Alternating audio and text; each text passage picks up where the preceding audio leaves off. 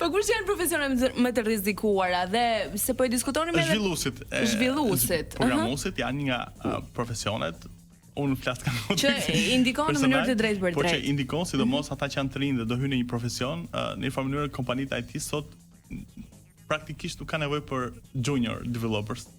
Sepse inteligjenca artificiale si Cloudi, Lovable, për shembull tani është një trend që po qarkullon në internet që quhet vibe coding, që është një inteligjencë artificiale që flet me ty dhe zhvillon një aplikacion. Po mirë, domethënë a do krijoj inteligjenca artificiale ndjesi siç njerëzit realisht kanë? Ndjesi fizike ndoshta është herët për të folur, po ndjesi emocionale edhe krijon, sepse ti kur flet me dikë, bilet shumica e Gen Z-ve ata kanë romanca me texting.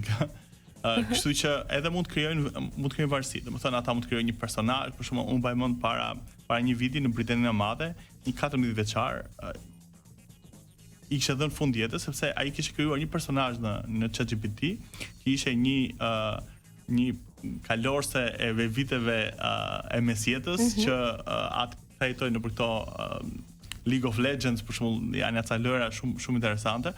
Dhe ai kishte krijuar një personazh aty, bashkëbisedonte me të, i ndante gjithë informacionin kësaj AI-t. Pra kishte formuar atë realitetin e vet në një botë virtuale. Sot, për shembull, në ChatGPT, çfarë do lloj individi mund të thotë, mjafton të thotë ChatGPT si sillu si dhe ajo sillet si.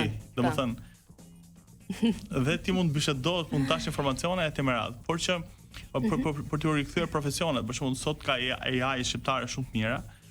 Një nga këto që ju tregova edhe pak më parë që nëse deri më përpara ne për shembull ose ju gazetarëve duheshim për transcripting një intervistë e Edi Ramës 2 orë për të kuptuar se çfarë është thënë, o duhet ta ndiqni të mbani shënime e të merat. Tash është AI që mjafton ta ngarkosh të 2 orë aty dhe për 3 minuta ajo ta transkripton. Dhe pastaj i thua ChatGPT që më krijo një 10 artikuj për këtë takimin e Edi Ramës në Durrës.